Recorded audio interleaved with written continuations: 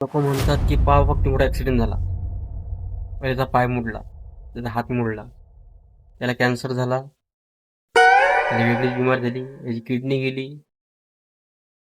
बऱ्याच आजार देवाला दोष देतात, काय देवा आमचं चांगलं नाही केलं. अरे तुम्ही त्या देवाला काय दोष देता? 2 मिनिटात आपण म्हणू देव नाहीये, ठीक आहे, देव नाहीये, बरोबर आहे. पण शक्यतो तुम्ही तुमच्या कर्माकडेच लक्ष द्या. तुम्ही जसं कर्म करसाल तसं तुम्हाला फळ भेटणार आहे. हे देव नाही करत, कोणी नाही करत, हे आपले कर्म करतात. तुम्ही चांगलं करसाल चांगलंच होणार आहे तुमच्यासोबत.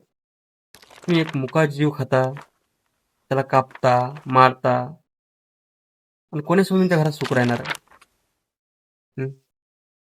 आता एक गरीब प्राणी आहे बिचारा, तो घोरपड नावाचा, एकदम सडल्या पालीसारखा दिसते, एकदम गरीब प्राणी आहे. ससा एकदम गरीब प्राणी. काही काही मूर्ख असे आहेत ते पण खातात. किती विचार करा, त्या प्राण्याने काय कोणाचं काही बिघडलं ते जाऊ द्या. मासा, कोंबडा,